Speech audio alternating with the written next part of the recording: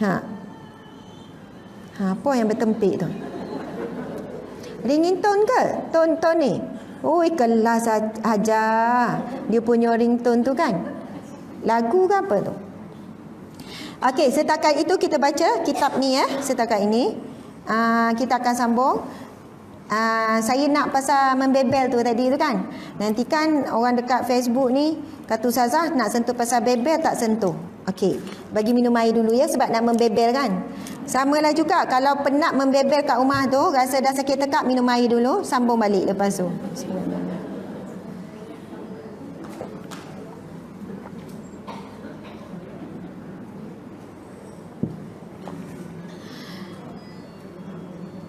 Okey, baiklah.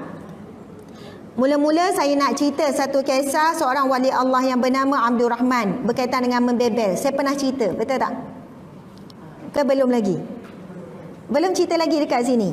Okey, kalau siapa dah dengar buat-buat macam tak dengar ya, macam muka excited je. Okey. Kisah ni saya dengar daripada Al-Fadil Ustaz Iqbal. Dan dia juga antara anak murid Habib Zainal, Habib Ali kan. Saya dengar kisah ni, kemudian saya rasa sangat bersyukur bila saya dapat ilmu kisah seorang wali Allah ini memberi jawapan kepada para suami yang banyak meluah rasa tentang tak tahan tentang isteri membebel. Okey. Jadi cerita ni pastikan sampai pada suami masing-masing, okey? Kisah Abdul Rahman, seorang, dia tak tahu dia wali Allah, dia tak tahu. Namanya Abdul Rahman. Dia diuji dengan isteri yang kuat membebel dan banyak membebel lah. Sampai satu ketika dia dah tak boleh menahan lagi untuk mendengar pembebelan isteri dia. Sebab isteri dia punya bebel tu dah semakin perit. Dah semakin, nak kata apa, dah tahap tu, tahap maksimum dah dia sabar. Dalam waktu yang sama dia tak pernah meninggikan suara pada isteri, marah ke, tengking ke ataupun pukul isteri, tak ada. Dia seorang suami yang sangat sabar. Suami siapakah itu kan? Ada ke kat sini macam tu? Akhirnya Abdul Rahman ni satu ketika dia tak boleh tahan, dia pun bungkus pakaian, dia bawa diri keluar daripada rumah. Dah tak boleh tahan. Kalau suami-suami, kalau lelaki ni pergi mengetel lah kan, jumpa kawan tak boleh tahan, bingit dah telinga kan, dia kata cair dah tak telinga dia tu. Lepas tu dia keluar, kemudian dia jumpa satu gua. Dia masuk dalam gua tersebut, dia nampak ada dua orang lagi lelaki yang lain. Tapi bukan senasib dengan dia tak. Dia nampak dua orang lelaki, lalu dia bertanya, dia minta izin, bolehkah aku duduk di sini bersama? Dia nampak dua orang lelaki tu sedang melakukan ibadah. Dua orang lelaki tu juga adalah merupakan wali Allah yang sedang bertapa, maksudnya beruzlah, melakukan ibadah. Lalu dua orang lelaki tu kata, boleh kalau kamu nak bersama dengan kami dengan syarat. Kamu perlu menyediakan makanan bila tiba giliran kamu. Jadi dia sanggup je lah, okey.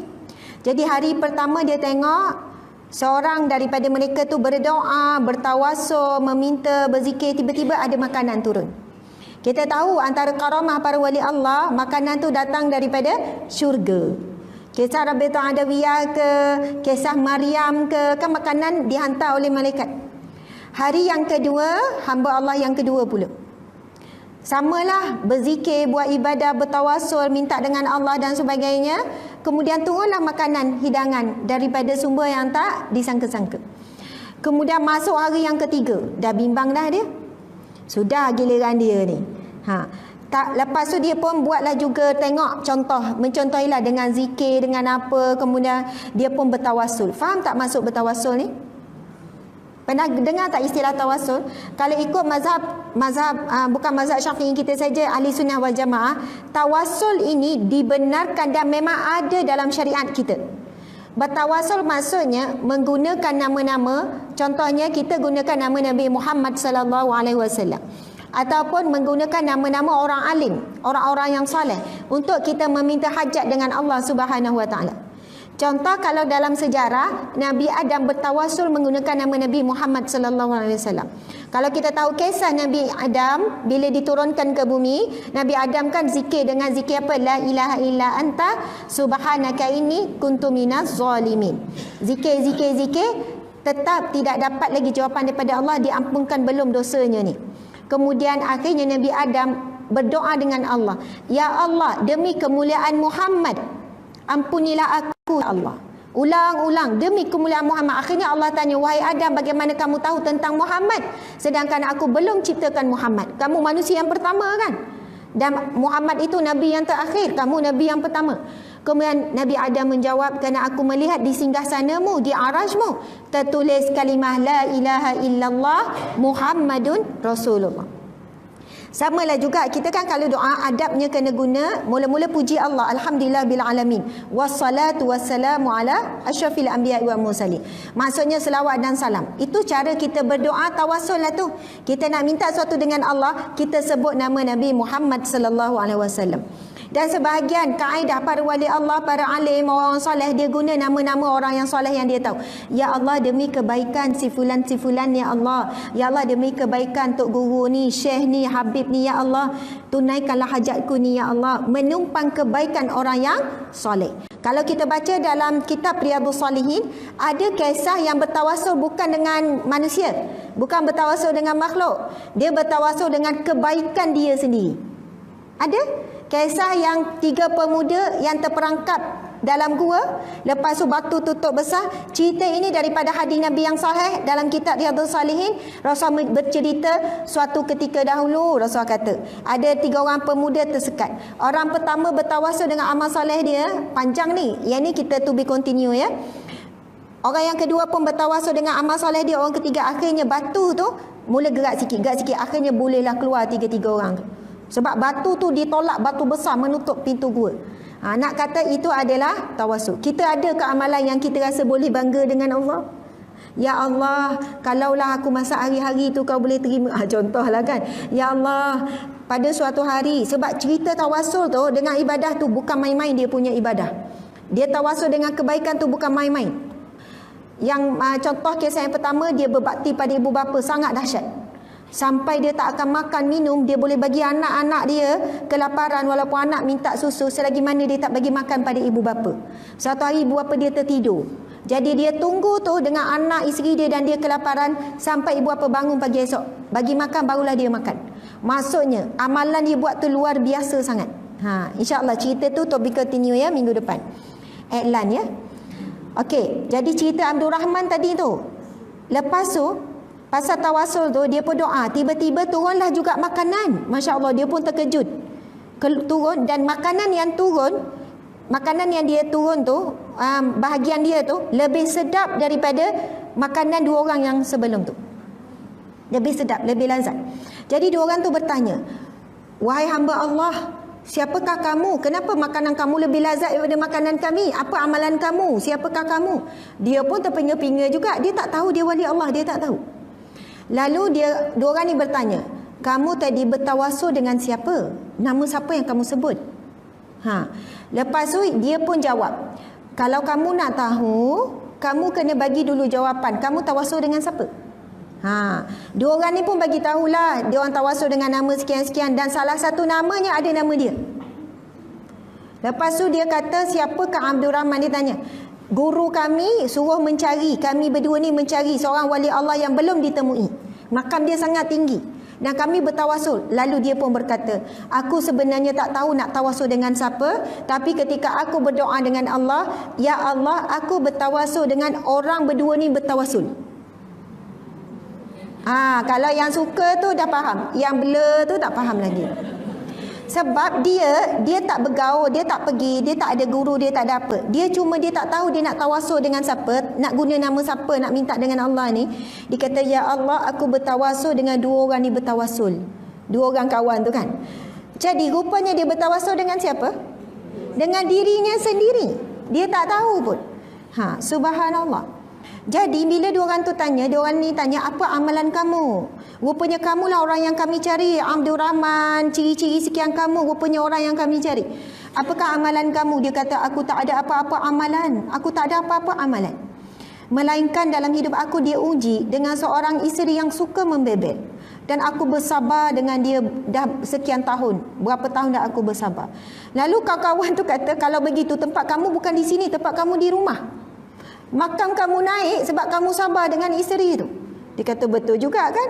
Jadi kaedah cara kedudukan seseorang itu untuk dinaikkan di sisi Allah, ada orang naik makam sebab sabar.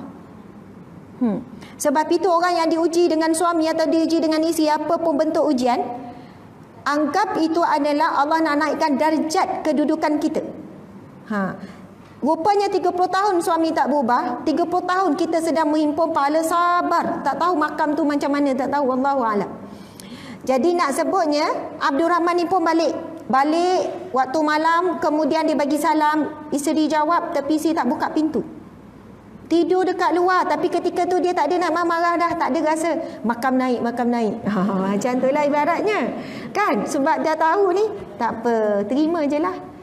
Lepas tu awal pagi, isteri buka pintu, isteri pun cakap, isteri dia pun kata, wahai suamiku, sekarang kamu sudah tahu bahawasanya kamu adalah salah seorang daripada wali Allah. Persoalannya, macam mana isteri ni tahu? Ada SMS ke? Tak ada.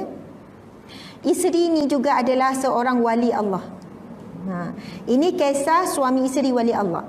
Dan isteri ni, dia bukan bebel macam kita bebel lah. Dia bebel bukan benda yang melanggar syariat. Tapi dia tahu dia adalah seorang wanita yang salehah, wanita yang baik, wanita yang sangat kuat ibadah. Tapi bagaimana dia nak naikkan makam suami dia juga jadi wali Allah. Jadi itu kaedah dia dalam mendidik suami dia. Akhirnya suami dia sabar. Betul tak? Masya Allah. Mungkinlah suami ni tak kuat. Kita kan tengok suami kita mungkin tak banyak ibadah macam kita. Biasa perempuan dengan lelaki yang banyak solat sunat siapa? Perempuan, rajin sikit. Banyak baca Quran siapa? Perempuan juga. Banyak zikir-zikir, amalan tu amalan ni. Banyak orang perempuan. Yang banyak puasa sunat pun sama, perempuan rajin, suka tolong orang. Bukan nak kata lelaki pemalas, biasanya begitu. Tapi ramai juga lelaki yang lebih kuat ibadah dia. Tetapi mungkin dia banyak menghimpun pahala sabar sebab sabar dengan kita. Itu bahagian dia. Masya Allah. Cuma cerita tu kita ambil pengajaran kisah tu. Pertama, kepada orang lelaki sekalian, berusahalah untuk sabar dengan isteri yang kuat membebel, yang banyak membebel, kerana itu salah satu cara dia memberi keperluan kepada emosi dia. Orang perempuan lagi kalau suri rumah, saya nak bagi tahu, tahap stres suri rumah lebih tinggi daripada tahap stres wanita yang bekerja. Ada orang tak setuju. Oi, suri rumah lah best, duduk kat rumah happy, tak ada mikir apa semua. Kalau nak bincang, nak debat pasal ni memang tak habis. Masing-masing ada hujah masing-masing. Tapi pengalaman kami handle case dulu, aduan masalah rumah tangga lebih banyak di kalangan suri rumah berbanding wanita yang bekerja. Kita pernah buat survey juga, statistik dan sebagainya. Wanita yang bekerja, dia bergaduh dengan suami, dia keluar pergi kerja, jumpa kawan, makan, wah-wah, dia dah lupa. Lepas tu dia dapat gaji, dia boleh reward diri sendiri, dia boleh ni dan sebagainya. Ini yang okey lah, yang tak okey kena tanggung suami tu cerita lain. Lepas tu kalau isteri rumah pula, dia tak ada kawan lain, kawan dia adalah suami. Betul kan? Bergaduhlah dengan suami dia pagi, bengkak tu sampai petang. Selagi mana suami tak mesej minta maaf nak settle ke apa. Tapi suami pergi pejabat dah lupa dah isteri tengah menderita kat rumah ni. Kawan suri rumah siapa dia? Mesin basuh, pinggan mangkok, periuk belanga, kain, tu kawan dia. Kawan yang tak ada suara. Kalau baling pun senyap, tak sentuh pun senyap, maksudnya bebel lah seorang-seorang, faham tak? Jadi kadang-kadang isteri ni tunggu suami balik. Kan? Suami balik buat tak tahu. Dia menunggu-nunggu nak borak, nak bercakap sebab emosi dia, nak keperluan emosi bercakap. Suami pula buat muka letih, penat. Saya stres ni, saya penat ni. Macam mana masa tu downnya emosi isteri. Down sangat. Jadi benda tu dua-dua sebenarnya ada. Tapi nak bagi tahunya, motivasi kepada para suami sekalian, selagi mana isteri tu dia tak bebel maki hamun, dia tak bebel benda-benda yang melampau syariat, sabar je lah. Dia ulang benda yang sama je. Anggap seperti kicauan burung. Jangan bagi masuk. Ini kepada suami lah ni, kepada lelaki. Sebab suami tak boleh minta, boleh tak awak diam satu hari? Nak tanya boleh tak diam satu hari? Tak boleh. Diam tu kalau sakit je, betul tak? Jadi ini orang tua, kalau makcik-makcik mungkin cerita ni tak relevan sebab makcik-makcik dah tak larat bebel. Tapi masa muda dulu kuat bebel tak? Tak juga. Ada yang tak, ada yang bebel. Okey, kadang bukan tak masak, tapi mulut tu kan bising. Masa ngemah tangan jalan, mulut tu bising. Ni baju siapa lah ni? Ni plekat siapa lah ni? Ni siapa? Padahal dalam rumah tu 2 orang tu je. Tanya soalan siapa kan. Padahal dia dah tahu siapa punya ni. Ni surat khabar siapa baca ni. Tak tahu nak letak tempat dia. Ni siapa. Yang tu kan dengar. Esok ulang balik kan. Jadi nak kata mulut tu nak berbunyi. Bukan nak merungut ke. Bukan nak marah sangat ke. Betul kan? Jadi nak bagi tahu para suami sekalian. Itu adalah asam garam. Tak boleh nak suruh awak. Boleh tak berhenti. Buat kerja je. Mulut tu boleh senyap tak? Dia telah macam melawan fitrah lah. Macam tu lah nak kata. Jadi anggap macam kicau burung saja kan. Jadi okeylah. Berjalan dengan baik. Subhanallah.